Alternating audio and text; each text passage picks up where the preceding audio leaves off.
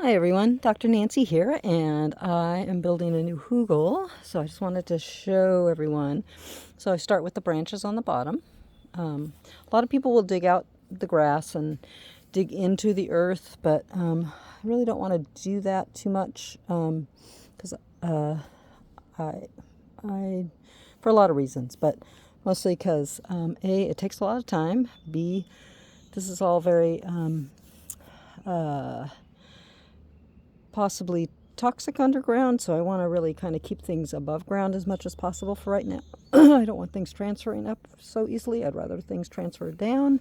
And also, this is close to our septic line, so I don't want to disturb anything underneath unwittingly. So those are the reasons I'm not digging down. I did cut the grass in the area, as you can see, and so on top of these branches, I'm now going to put some aged wood chips that I've gotten from my neighbor, and I don't know if you can see, but a lot of fungal mycelia and just a lot of goodness there. Nice color. You're looking for a rich cocoa brown color, so it's pretty good. So anyhow, that's where I'm at now. I'll resume this when I've got all the wood chips on and we start the next layer. All right, here we are back at the Hugelkutur, and so I put all of the wood chips, aged wood chips down, and on top of that I had some fine kind of dried grass that I sprinkled on top of that, just sort of to hold it in place a little bit, because the next layer is going to be this straw. The straw is very likes to blow away. Now I did water the pile as I add each layer. I water it because you really want to get that mycelial action going. The reason I put the aged wood chips next to the wood itself is so that it could really get a jump on breaking that stuff down without having to move through any barriers. And yeah, and then I'm gonna put this lighter straw on top of all of this. I could go another layer with some more branches and more wood chips, aged wood chips. But I think for this one, because I'm in a hurry, it's June 1st, and I really want to get this planted. And this is our first year, so I always have time to come back and do more later.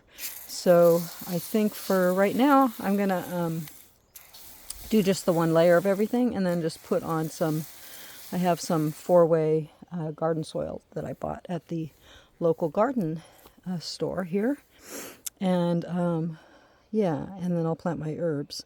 And we'll see how that goes. I'm a little concerned because I've got a lot of chlorosis going on, which is yellowing of the leaves, usually due to an iron or in a non-availability of the iron that's in the soil because of pH issues usually, and or manganese deficiencies, and that would be for the same reason. We have all these nutrients locked up in our soil. It's just a matter of, do we have the right pH to have the right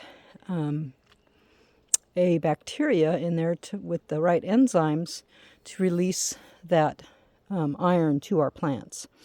So yeah, so I'm still working on that. We'll see what happens. The grass here certainly is nice and green, so no problems there. Yeah, so I'll when this has got the soil layer on it, I'll get back to you then. Hold on. Okay, so now the hugel is completely covered with straw.